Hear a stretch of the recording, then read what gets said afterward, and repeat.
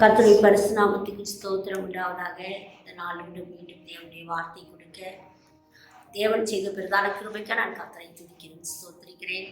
கர்த்தர் நல்லவர், ஆமென். பாருங்கள், பாடுகள் மத்தியில நம்ம ஜெபிக்கிற ஜெபத்தை குறித்து இன்னைக்கு பார்க்க போறோம். பாடுகள் மத்தியில நம்ம ஜெபிக்கிறோமா?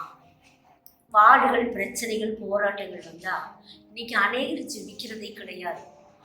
என்ன ஆண்டவர் என்னுடைய வாழ்க்கையில் இப்படிப்பட்ட காரியங்களை செய்கிறார், நான் ஆண்டோட பிள்ளை தானே, ஏன் என்னுடைய வாழ்க்கையில் இப்படி பிரச்சனை வருது, போராட்டம் வருது, கண்ணீர் வருது என்று சொல்லி சோர்ந்து போய் படுத்து விடுவோம்.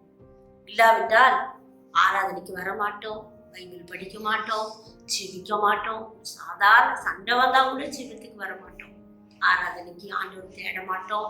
என் குடும்பத்திலே எவ்வளோ பிரச்சனை, போராட்டம், என் பிள்ளைகள் நிமித்தமாக எவ்வளவோ பிரச்சனைகள் நான் பார்க்கிறேன், கணவர் நிமித்தமாக எவ்வளவோ பிரச்சனைகளை பார்க்கிறேன், ஏன் ஆண்டவர் என்று சொல்லி ஆண்டவர் சமூகத்தில் இன்னைக்கு நம்ம என்ன பண்ணிட்டு இருக்கிறோம்? மிகவும் வேதனைப்பட்டு கொண்டு இருக்கிறோம். ஜெபிக்கிறோமா? கர்த்தர் உங்களை என்னை பார்த்து கேட்கிறார், ஜெபிக்கிறோமா? இன்னைக்கு அந்த பாடுகள் மத்தியில ஜெபிக்கிற ஜெபத்தை கர்த்தர் ரொம்ப விரும்புகிறார். அப்போஸ்தலன் பவுலை குறித்து பார்க்கும் பொழுது அப்போஸ்தலர் நடவடிக்கைகளில் நம்ம பார்க்குறோம். பாருங்க, அழகாக எழுதியிருக்கிறாங்க. அவரை குறித்து அநேக பாடுகள் வழியாகத்தான் தேவனுடைய ராஜ்யத்துக்குள்ள போக முடியும்னு சொல்றாரு. இந்த அப்போஸ்தலர் நடவடிக்கைகள் எழுதுறது லூக்கா அவர் எழுதுறது. பாருங்க, அவர் சொல்லும் பொழுது அவர் சொல்றாரு, அவரை அடிச்சு துன்புறுத்தி ஒரு பக்கத்துல போட்டுட்டாங்க. அவரை சுவிசேஷம் அறிவிக்கிற போது அந்த இடத்துல செத்துட்டாங்கன்னு சொல்லி தூக்கி போட்டாங்க. அந்த சூழ்நிலையில் எந்திரிச்சு சீசர்கள் எல்லாம் எல்லாத்தையும் திடப்படுத்தி சீசர்கள்கிட்ட சொல்றாரு, அநேக பாடுகள் வழியாக தான் தேவனுடைய ராஜ்யத்துக்குள் பிரவேசிக்க முடியும். அப்போஸ்தலர் நடவடிக்கைகள் 14ஆம் அதிகாரம் 22வது வசனத்தை எடுத்து நீங்க போய் படிச்சு பாருங்க. அப்படியானா அநேக பாடுகள் வழியாகத்தான் தேவனுடைய ராஜ்யத்துக்கு போக முடியும். நீதிமானுக்கு அநேக உபத்திரங்கள் வரும், எல்லாருக்கும் தேவன் விடுவிப்பார். எங்களுக்கெல்லாம் வந்த உபத்திரமெல்லாம் பார்த்தா கொஞ்சம் நெஞ்சம் இல்லை. நாங்கள் ரட்சிக்கப்பட்ட போது எங்களுக்கு உபத்திரவோம், ரட்சிக்கப்பட்டு ஊழியத்துக்கு வந்த பிறகு உபத்திரவோம், எனக்கு என் கணவருக்கும் பிள்ளைகளுக்கும். அது மாதிரி உபத்திரம் வந்தால் தாங்குமாறு சொல்ல முடியாது. பிரச்சனைகள், போராட்டங்கள், அவமானங்கள், நிந்தைகள், பசி, பட்டினி, தாகம் எல்லாம் நாங்கள் அனுபவித்தோம். எவ்வளவு வீண் பழிகள், வீண் நிந்தைகள், அவமானங்கள் எங்கள் மேலே சுமத்துவாங்க. ஆனால் நாங்கள் அத்தனை மத்தியிலையும் கண்ணீர் விட்டு ஆண்டுட்டு ஜெபம் பண்ணுவோம். பாடுகள் அப்படியே தொடர்ந்து ஊழியம் செஞ்சுக்கிட்டே இருப்போம்.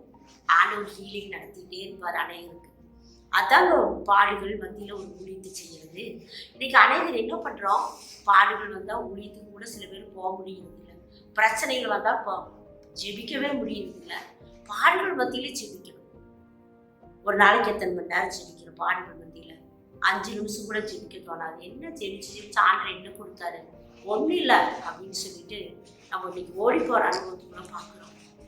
தானியேல் என்ன பண்ணுறாரு? சிங்கத்தின் கெபியில் போடுறாங்க. அந்த சூழ்நிலையில் அவர் ஜெபிக்கிறாரு. பார்த்தீங்களா? எல்லாத்தையும் கட்டி சிங்கத்தோட வாயவே கட்டி போட்டார் ஆண்டவர். அப்படியானா அவர் சொல்றாங்க, நீங்க ஜெபிக்கவே கூடாதுன்னு சொல்றாங்க தானியேல். அப்போ பலகனி திறந்து ஜெபிக்கிறாரு. அது நிமித்தமா சிங்கத்துக்கு வைக்க போறாரு. இப்படியெல்லாம் பாடுகள் வந்தாலும் ஜெபத்தை அவர் விட விடுறதில்லை. எந்த சூழ்நிலையிலும் இன்னைக்கு நீங்க இதை பார்த்து கொண்டு இருக்கீங்க, யாரா இருந்தாலும் சரி, கடன் பிரச்சனை ரொம்ப தவிச்சிட்டு இருக்கிறீங்களா, கண்ணீர் பள்ளத்தாக்குல போயிட்டு இருக்கிறீங்களா, மரண பள்ளத்தாக்குல போயிட்டு இருக்கிறீங்களா, ஆஸ்பத்திரியில இல்லை டாக்டர் எல்லாம் முடியாதுன்னு சொல்றாரா, அந்த மத்தியில ஜெபம் பண்ணி பாருங்க. இந்த பாடுகள் மத்தியில ஜெபிக்கிறவங்களுடைய ஜெபத்தை ஆண்டவர் ரொம்ப விரும்புவார். நாங்கள் அந்த பாடுகள் மத்தியிலே ஜெபிச்சு ஜெபிச்சு ஜெபிச்சு அப்படியே நாங்கள் அவரோட பிரசனத்திலேயே வாழ கற்றுக்கொண்டோம். தேவன் எங்களை அப்படிதான் நடத்துறாரு. ஏன் இந்த பாடுகள் என்று சொல்லி சில வேலையில நான் ஆண்டு அழுது உண்டு, கண்ணீர் விட்டு கதறது உண்டு. ஆண்டவர் சொல்லுவார், மகளே, இதையெல்லாம் நீ கற்றுக்கொண்டால்தான் ஒரு நாள் எனக்கு சாட்சியா நீ நிற்பா என்று சொல்லுவார். ஒரு சாப்பாடு இல்லாம எத்தனையோ நாட்கள், ஒருத்தருக்கு போர்வை இல்லாம நாங்கள் ஊழியத்தின் பாதையில் இருந்திருக்கிறோம். என் குழந்தைகளுக்கு உணவு இல்லாமல் நாங்கள் தவித்திருக்கிறோம். எத்தனையோ நாள் உபவாசமாக எங்களுடைய வாழ்க்கை கழிந்தது. அதையெல்லாம் கேட்கும் பொழுது அநேகருக்கு கண்ணீர் வரும். என் பிள்ளைகளுக்கு யூனிஃபார்ம் இல்லாமல், என் பிள்ளைகள் ஒரு ரோஸ் கலர் லைட் ரோஸ் கலரில் நீளத்தை முக்கி என் பிள்ளைகளுக்கு கிழிஞ்ச டாயர் அந்த அந்த டாயரை தைத்து தைத்து நான் ஊசியிலே அனுப்பி விடுவேன். சாயங்காலம் வரும்பொழுது அந்த அந்த துணி மறுபடியும் துவைச்சி நீள முக்கி போடுவோம். எத்தனையோ பாடுகள் மத்தியில் தான் நாங்கள் ஜெபத்தை மட்டும் விட்டதில்லை. 3 மணி நேரம் தினமும் ஜெபம் பண்ணுவோம். அதை இப்பொழுதெல்லாம் அது வேற மாதிரி மாறிடுச்சு. இப்போ ஒரு அதிக நேரம் நாங்கள் ஜெபிக்க ஆரம்பித்து விட்டோம். ஏனென்றால் ஏசப்பாட்ட பாடுகள் மத்தியில் ஜெபிக்கிறது ஒரு இன்ட்ரெஸ்டிங்காக இருக்கும் பாருங்க. ஏனென்றால் அடுத்த லெவலுக்கு நம்ம போகிறதுக்கு ஆவிக்குரிய லெவல் அடுத்த லெவலுக்கு வரது இந்த பாடுகள் வழியாக நம்மளை நடத்துகிறார்.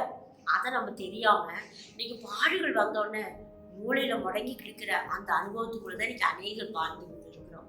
அன்பான தேவ பிள்ளையே, நீ யாரா இருந்தாலும் சரி, இந்த செய்தி கேட்டு நீ சோர்ந்து போய் படுத்திருந்தா எலியாவும் சொல்றாரு, ஆண்டவரே நீ கொஞ்சம் அப்பமும் கொஞ்சம் தண்ணீர் குடிச்சு நீ என்ன பண்ண எழுந்திருக்கிறாரு. நீ பண்ண வேண்டிய பிரயாணம் வெகு தூரம். அதுபோல் நம்முடைய வாழ்க்கையில நம்ம பண்ண வேண்டிய பிரயாணம் எவ்வளவோ இருக்குது. ஆண்டுக்க சீரக்காரிங்க எவ்வளவோ இருக்குது. மற்றவங்க சொல்ற பழி சொல்லுக்கு நிந்தைக்கு அவமானத்துக்கு நம்ம படுத்து தூங்கிட்டு இருந்தா கத்திற்காக எழும்புறது யாரு? அவனை பார்த்து ஆண்டவர் கேட்கிறாரு, நீ எழும்ப வேண்டிய காலத்துல போராட்டத்துக்கு மத்தியில நீ படுத்து சோர்ந்து போய் படுத்துட்டு இருந்தீங்கன்னா உன்னை எழுப்புறதுக்கு யார் வருவா? இது போல சத்தத்தை கேட்டு கொண்டிருக்கு உன்னைத்தான் ஆண்டவர் பேசிட்டு இருக்காரு, உன்னைத்தான் கேட்கிறாரு, நீ எழும்பு என்று சொல்லி பார்ப்போம். யார் படுத்து கொண்டிருக்காத, சோர்ந்து போகாத. பாடுகள் மத்தியில் நீ எழும்பி கத்திரிக்காய் ஊழியம் பண்ணு. பாடுகள் மத்தியில் கத்திரிக்காய் நீ எழும்பி என்ன பண்ணு? பிரசங்கம் பண்ணு. பாடுகள் மத்தியில் எழும்பி நீ என்ன பண்ண? உபவாசம் பண்ணு. பாடுகள் மத்தியில் தேவனுக்காய் நீ என்ன பண்ணணும்? ஜெபிக்கணும். இது ஆண்டு ரொம்ப விரும்புகிறாரு. தேவ பிள்ளையே, நீ இந்த செய்தியை கேட்டுக்கொண்டிருக்கும் போது உன் ஒரு மாற்றம் வரும் என்று நான் விசுவாசிக்கிறேன். கர்த்தர் நல்லவர் என்பதை நீ ருசித்து பாரு. என்னுடைய வாழ்க்கையில பாட்டுகளே தான் என்னுடைய வாழ்க்கையில அன்பான தேவ பிள்ளையை நான் ரசிக்கப்பட்ட காலத்தில் எனக்கு ஒரு சாட்சியை கேட்டேன்.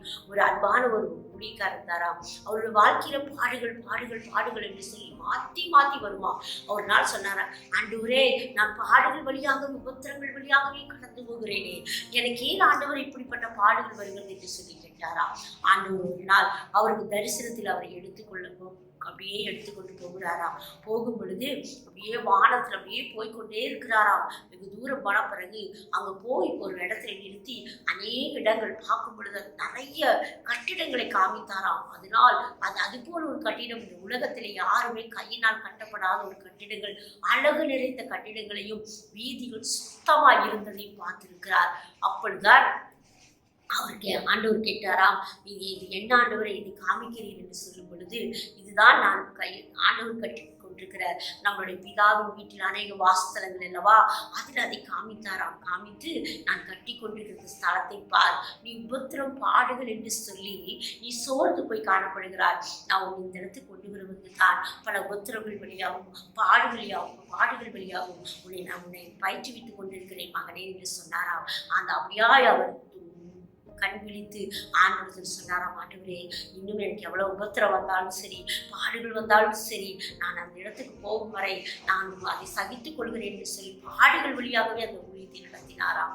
அன்பான தேவ பிள்ளையே, நீ ஒரு பாடு வந்தா, ஒரு உபத்திரம் வந்தா அவனை சகிக்க முடியல. ஏசப்பா நமக்காக அத்தனை பாடுகளையும் சகித்திருக்கிறார். சிலுவையில அந்த சிலுவை அன்பை நீ நினைத்துப்பார். நமக்காக பிறருக்காக நம்ம எதையுமே செய்யறதில்லை. பிறருக்காக செய்தோம்னாலும் கூட நல்ல பேர் கிடைக்குமான்னு செய்யறோம். இன்னைக்கு அப்படி நம்ம ஏசப்பா எதையுமே எதிர்பார்க்காம தன் ஒரே பேரான குமாரனை பூமிக்கு தந்தை இவ்வளவாய் உலகம் அன்பு கூர்ந்த அந்த பிதாவுடைய அன்பு ஏசப்பாவை நமக்கு கொடுத்து அவர் மூலியம் நமக்கு மீட்பு கிடைச்சிருக்குது, ரட்சிப்பு கிடைச்சிருக்குது. இனி நமக்கு நித்திய ஜீவன் கொடுக்கிறேன் என்று சொல்லியிருக்கிறார். அந்த நித்திய ஜீவனை நீங்க பெறுவதற்கு நீ என்ன பண்ணோம்? உன்னை நீ பாடுகள் வழியாக மத்தியிலையும் உபத்திரத்து மத்தியில் நீ ஜெபிக்கிற ஜெபம் நீ விடவே கூடாது. என்ன வந்தாலும் நான் ஜெபிப்பேன் ஆண்டவரே, மற்றவங்களுக்காக ஜெயிப்பேன், என் குடும்பத்துக்காக ஜெயிப்பேன், சபைக்காக ஜெயிப்பேன், எனக்காக ஜெயிப்பேன். நீ ஜெபிச்சு தினமும் ஆண்டவர் சுமந்திருக்கணும். ஏன்னா அப்பாவோட பேசுறது அப்பா ரொம்ப விரும்புவாரு. அதனால இந்த தேவ செய்தி கேட்டுக்கொண்டு யாரா இருந்தாலும் சரி, கர்த்தர் உன்னோடு பேசிக்கொண்டிருக்கிறார். கர்த்தர் தாமே உண்மையை ஆசீர்வதிப்பாராக. ஆமென்.